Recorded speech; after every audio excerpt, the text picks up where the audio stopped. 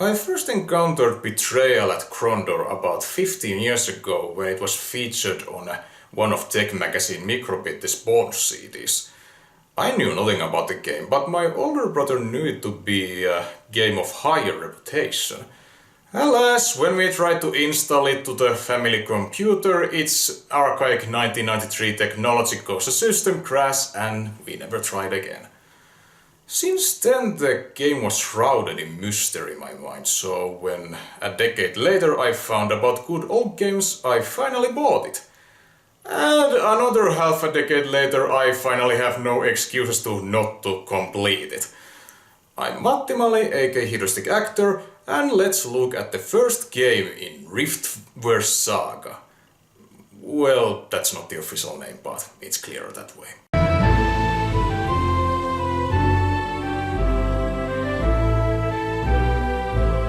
The game is indeed based on a fantasy novel series written by Raymond D. Feist that consists of 30 books published between 1982 and 2013. Contrary to the popular belief, the game wasn't written by him but by Neil Halford, also known for the first two Dungeon Siege games, Champions of Norath and Golden Axe Beastrider, because Mr. Feist was busy with other projects, but he did like the story so much he later wrote its novelization Krondor the Betrayal, published 6 years later, thus officially making it part of the canon. As the other creative individual is the director and designer John Cutter, who has also worked on games like Dungeon Siege 2 and Defender of the Crown. Now you might be wondering, how well do you need to know about this saga, considering that there has been like 12 books at the time of this game's release. No need to worry though, as the manual has an 8-page synopsis that tells the basic gist of it, which I recommend to read because the game itself doesn't really open its scenario until several hours of gameplay. Nor does it bother to explain the majority of its game mechanics. Our tale begins in the land of Midkemia with Locklear, a noble sire of the Prince of Krondor who has been sent to check on recent activity of the Moredhel, or Dark Elves, and has ran into the arguably two central characters. A defector to his people Gorath, whose Moredhel brethren are very keen to assassinate him, and a wandering young magician Ovun Beleforte, who by chance gets dragged into the whole brewing conflict. As you can see, there's a lot of text, and that's because the game's narrative is built like a book, divided in 9 chapters, and is meant to invoke the feeling of reading an epic fantasy novel like no other role-playing game before it. Dragon Quest IV did it first! Well, this game fully commits to that style, which is a kind of detriment to it. I mean, it's quaint with its ancient-like presentation, but during the flasher moments there's a lot of telling, not showing, and when every Munder interaction is wrote in 3-sentence prose, it eventually loses its novelty, no pun intended. Well, at least the story is well enough written. So the trio aims to reach the city of Krondor, and the traveling is mostly done in environments that are stiff to move in and don't look super pleasant, but have that crude echoes of the old world charm, though the digitized actors with their community theater costumes and wigs tend to be unintentionally silly at times. Oddly though, the game stumbles heavily with its audio department. There is some rather good music, but it never loops, the weirdest being these instances where a different tonally unfitting track is starting but then suddenly cuts off. This creates a jarring effect when after setting the mood it stays in awkward silence and makes the game feel more tedious than it actually is. I'm giving the developers the benefit of a doubt that maybe this was a technical obstacle they couldn't overcome, like a disk memory issue. That, however, doesn't excuse these sound effects. Because when I think of the sound of a sword puncturing my enemy, I too go with BONG! I'll eventually get to the combat system, but let's first take a look at the general gameplay that can be excruciating. Betrayal at Krondor does have several interesting features I'd like to see more games to take a try on. One of them is its food system, where all party members use a package of rations once a day, a nice addition of survival semi-realism without being overbearing. I also like how traps are these elaborate puzzles, though admittedly at the first time I had no idea what these safes were supposed to represent, but I got a hang of it quickly. The same can't be said for these Moredhell riddles scattered all around the world, either because of my tendency to think too complicated or simply because of language barrier, but it was satisfying the few times I deducted them without using walkthroughs. But then there's the more cumbersome stuff I've alluded to. The first that comes to mind is the game's reluctance to share information.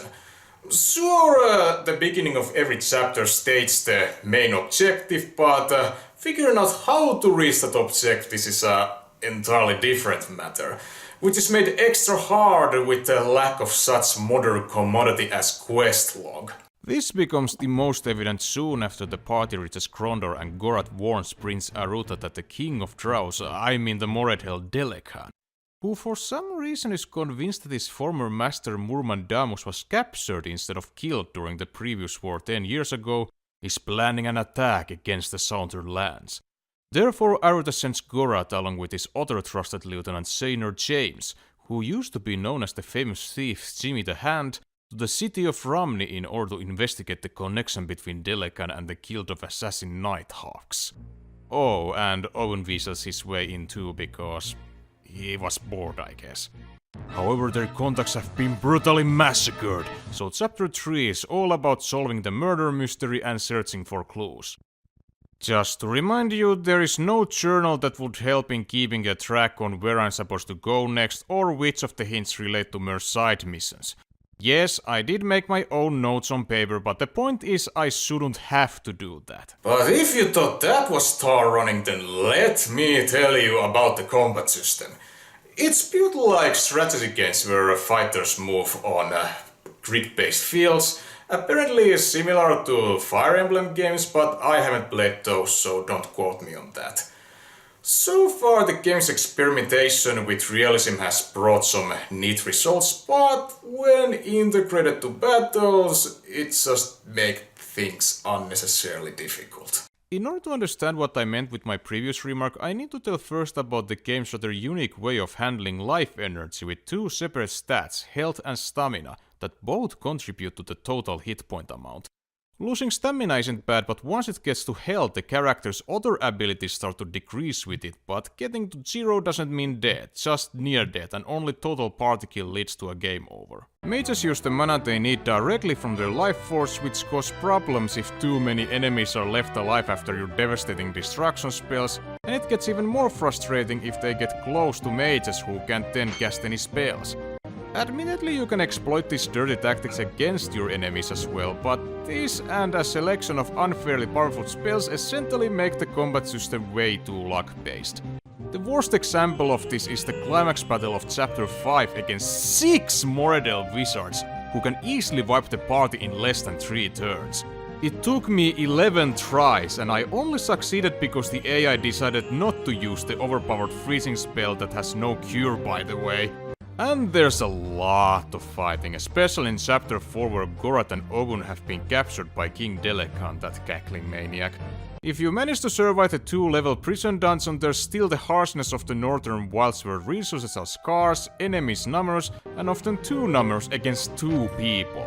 As if to compensate for that, the last 2 chapters are quite easy in their battle encounters, and even the final boss can be rendered helpless quickly. I did ask my big brother out of curiosity had he played this game after all these years, and he hadn't. Apparently he forgot the game even existed.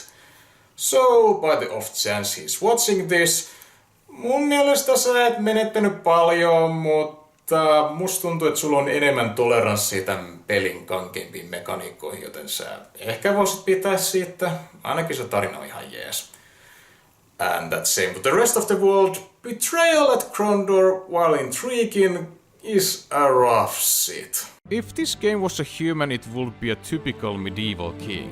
It has earned its respect with rough charisma and eloquent mannerisms, but at its worst moments views its subjects with such contempt and arrogance. The battle system is needlessly punishing both to the player and the computer. It could have been easily fixed by adding some sort of dispel magic spell. Aside from that, it's a decent fantasy epic with a story that, while lacking character depth, is somewhat engaging and several clever mechanics, so if you think you can handle its less merciful aspects, you can certainly give the game a try. But you'll probably have a smoother time if you just read the book. There are 2 more games considered to be part of freeware's saga, Betrayal in Antara and Return to Krondor, so I shall eventually get to those. But hopefully the next episode will have lighter material.